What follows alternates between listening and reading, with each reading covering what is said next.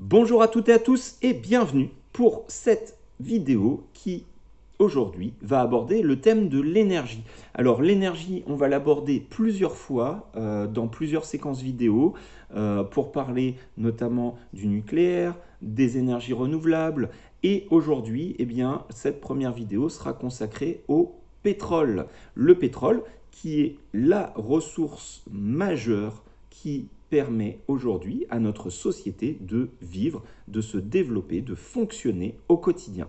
Alors pourquoi j'ai choisi de vous parler du pétrole? Eh bien, il faut faire un petit historique. Le pétrole, sachez que c'est une ressource qui est exploitée depuis un siècle et demi environ et qui a transformé, bouleversé complètement la face du monde. Un siècle et demi d'utilisation du pétrole, c'est un siècle et demi qui a vu l'essor de l'automobile, de l'aviation, de l'informatique, de la chimie, de la pétrochimie, de tout ce qui fait notre monde actuel.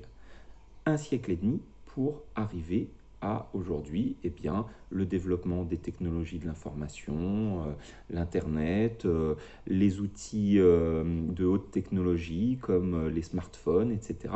Tout ça, absolument tout, provient du pétrole.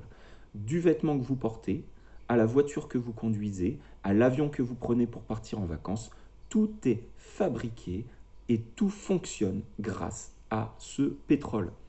Sans lui, notre monde ne serait rien, ou en tout cas, il serait encore ce qu'il était il y a un siècle et demi, c'est-à-dire au 19e siècle, des charrues, des bœufs pour tirer la charrue et labourer le sol, des vêtements fabriqués avec de la toile grossièrement tissée, et évidemment un niveau de vie qui serait bien inférieur, un confort de vie très très très loin de ce qu'on connaît actuellement.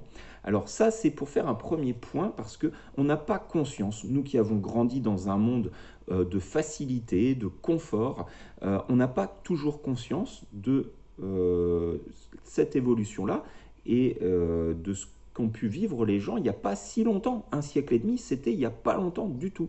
Et il faut savoir que il y a un siècle et demi, la démocratie moderne n'existait pas.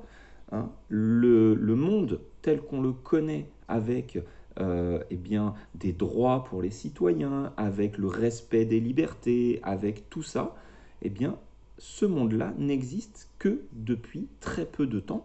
Et étrangement, eh bien, ce monde-là existe depuis que le pétrole a commencé à être exploité massivement.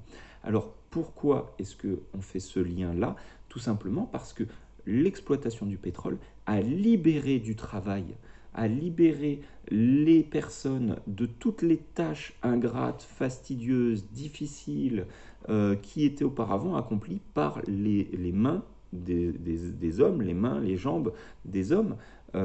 Donc aujourd'hui, et également par les animaux de trait, les chevaux, les bœufs, etc.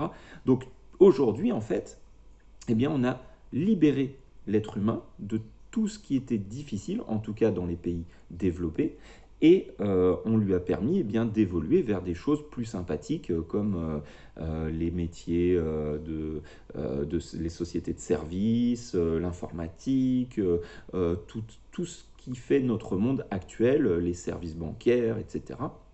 Tout ça, c'est grâce à ce pétrole. Ça fait plusieurs fois que je le répète, mais c'est important de le comprendre.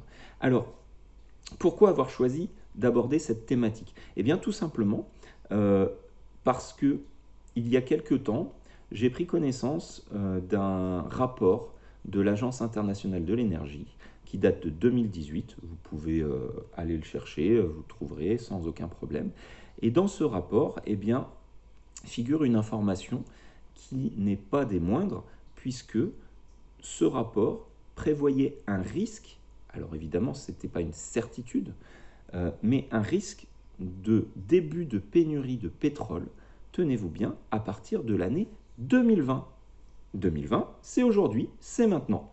Alors, c'est pas n'importe qui le dit, hein. L'Agence internationale de l'énergie, c'est pas des comiques, c'est pas des hurluberlus, c'est pas des gens, des illuminés ou des complotistes ou que sais-je, hein. Ce sont des gens sérieux, crédibles. Et ces gens-là parlent d'un risque de début de pénurie de pétrole à partir de l'année 2020. Alors pourquoi? Tout simplement parce que ça fait des années et des années qu'on ne trouve plus de gisements importants de pétrole dit conventionnel, le pétrole normal, qu'on a compensé jusque-là par la découverte de gisements de ce qu'on appelle les pétroles de schiste ou les pétroles lourds, etc., donc qui sont des pétroles beaucoup plus durs à extraire. Mais le pétrole conventionnel, on n'en trouve quasiment plus. Et il est important à noter parce qu'on est en Europe, nous, en Europe, on n'a plus de découverte de pétrole. Les seules ressources pétrolières sont principalement dans le nord de l'Europe, avec les pays scandinaves, grosso modo, qui ont pour l'essentiel les ressources pétrolières européennes. Et il se trouve que dans ces pays-là, eh bien, la production de pétrole a fortement baissé depuis quelques années, puisque en fait, les gisements sont en train de s'épuiser. Alors, qu'est-ce qui risque de se passer concrètement? Au niveau de l'Europe déjà, ça veut dire que si on n'a plus de pétrole européen, ça veut dire qu'on sera totalement dépendant des pays étrangers, la Russie, l'Afrique du Nord principalement, puisque on ne va pas importer du pétrole des États-Unis par exemple, ça n'aurait pas de sens, parce que voilà, il faudrait transporter à travers l'océan toute cette quantité gigantesque, donc c'est compliqué. Donc principalement, ceux qui vont être notre source d'approvisionnement, ça va être l'Afrique du Nord et la Russie. Et évidemment, si la ressource pétrolière commence à manquer, eh bien ces pays-là vont certainement pas continuer d'exporter comme ils le font, ils risquent tout simplement de fermer les vannes, ce qui voudrait dire que l'Europe risque de se retrouver en pénurie de pétrole. Alors ça, c'est au niveau de l'Europe principalement, donc il y a un risque d'effondrement total de l'économie, faut le dire, de but en blanc, il ne faut pas se voiler la face, il y a un risque d'effondrement de l'Europe lié à cette pénurie de carburant, tout simplement, de carburant pour l'économie, pas uniquement de carburant pour les voitures. Le pétrole, il sert, encore une fois, je le répète, à tout, à chauffer les maisons, à fabriquer des vêtements, à fabriquer des médicaments, à fabriquer tous les objets du quotidien, à faire fonctionner les tracteurs qui permettent de labourer les champs, à fabriquer les engrais qu'on utilise pour produire de la nourriture, etc. etc. Donc, ça, c'est le risque en Europe. Et dans le monde, eh bien, s'il y a un début de pénurie, alors attention, quand on parle de début de pénurie, ça ne veut pas dire que du jour au lendemain, il n'y a plus rien. Ça veut juste dire qu'à un moment donné, on atteint ce qu'on appelle le pic pétrolier, c'est-à-dire le maximum de la production, et que de l'autre côté, la consommation, elle, qui continue d'augmenter chaque année, eh bien, à un moment donné, les courbes vont se croiser et la production mondiale ne suffira plus à couvrir les besoins dans le monde entier. Et à partir de là, quand une ressource commence à manquer, eh bien, qu'est-ce qui se passe? Le prix monte, la demande étant plus forte que l'offre, c'est la loi du marché, le prix va se mettre à augmenter fortement. Et donc, qui dit prix qui augmente fortement, dit plein de conséquences, crise économique, chômage, etc., effondrement économique pour certains pays, famine dans d'autres pays parce qu'ils n'auront plus les moyens d'acheter le pétrole qui leur permettra de labourer les champs. Et donc, ça va être une catastrophe. Donc, il ne faut pas le négliger, ça. C'est important d'en prendre conscience dès maintenant. Et si vous suivez un peu l'actualité, les aides gouvernementales qui sont attribuées de plus en plus en faveur du solaire, de l'éolien, de toutes ces énergies renouvelables, le changement de vos chaudières, l'isolation des maisons à 1 euro, etc., eh bien, c'est pas anodin parce que c'est pas uniquement pour faire des économies aux Français qu'on met ces mesures en place, c'est parce qu'on anticipe la pénurie.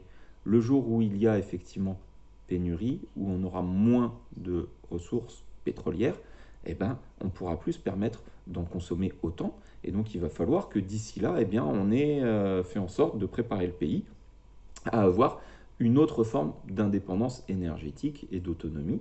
Et pour ça, eh bien, les énergies renouvelables, c'est un des axes pour préparer l'avenir, mais il n'y a pas que ça.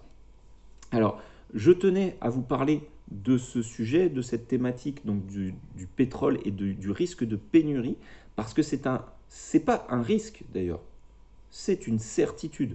Il n'y a pas un scientifique du monde qui vous dira qu'il peut y avoir du pétrole éternellement. C'est pas possible. La quantité de pétrole sur Terre, c'est une quantité qui est finie. C'est comme si vous remplissez un bol. Quand vous avez fini de vider le bol, il n'y a plus rien dedans. Eh bien, le pétrole, effectivement, on pompe, on brûle. Et tout ce qu'on a pompé, tout ce qu'on a brûlé, tout ce qu'on a utilisé, eh bien, c'est fini, c'est perdu. Donc, effectivement, c'est une ressource qui ne peut faire que s'amenuiser avec le temps. Et donc, il va falloir envisager des solutions, envisager d'autres modes de fonctionnement. Et quand on parle, certains parlent de décroissance, de relocaliser ou d'économie circulaire, toutes ces thématiques-là, que je vais aborder avec vous d'ailleurs prochainement, eh bien, ce n'est pas juste des illuminés qui veulent verdir la société et qui veulent se battre contre tous ceux qui vont consommer, tous ceux qui vont utiliser telle ou telle ressource. Non, non, pas du tout. Il y a des gens sérieux qui expliquent cela, qui vous disent, voilà, on a du pétrole pour l'instant, demain on en aura moins, comme on en aura moins, on ne pourra plus l'utiliser comme on le fait aujourd'hui, donc il faut trouver autre chose. Il faut trouver autre chose. Et là-dessus, on ne parle même pas de changement climatique, d'émissions de CO2 et tout ça. Non, non, absolument pas. On parle uniquement de disponibilité de la ressource. Donc, une ressource qui devient plus rare, plus difficile à extraire, plus chère à acheter, eh bien, cette ressource, il faut apprendre à s'en passer le plus possible. Voilà, donc, des pistes de réflexion à envisager, effectivement, dans tout ce qui est économie locale, circulaire, dans le développement des énergies renouvelables, dans également la maîtrise de la consommation des ressources, dans l'efficacité énergétique. Tous ces thèmes-là, effectivement, sont très importants pour préparer demain, pour que les générations d'après puissent continuer à vivre et à profiter d'un monde qui leur apportera quand même encore un certain confort, parce que sinon, eh bien, il y a un risque de tout perdre. Voilà, donc cette petite vidéo servait d'introduction à toute cette thématique de l'énergie, avec un axe plus spécifiquement orienté sur le pétrole et sur la disponibilité de cette ressource et sur le risque de pénurie. Donc n'hésitez pas en commentaire à me dire ce que vous en avez pensé, éventuellement à apporter aussi des compléments d'information par rapport à cette vidéo. Je vous mettrai un lien vers, vous verrez une page qui reprend pas mal d'éléments concernant justement ce risque de pénurie de pétrole, qui est très intéressante. Encore une fois, ce n'est pas une page d'illuminés, c'est vraiment des gens sérieux qui en parlent et qui ont une vraie légitimité, qui sont consultés par y compris le gouvernement et donc les personnes les plus haut placées. Donc vraiment, n'hésitez pas à aller faire un tour, ça se trouvera en dessous ici. Et puis, comme toujours, n'hésitez pas, commentez, likez, partagez, abonnez-vous à la chaîne, c'est important. J'ai besoin de vous aussi pour que la chaîne puisse continuer à vivre. Et puis, je vous donne rendez-vous très prochainement pour une nouvelle vidéo. Merci à toutes et à tous et à très bientôt. Au revoir.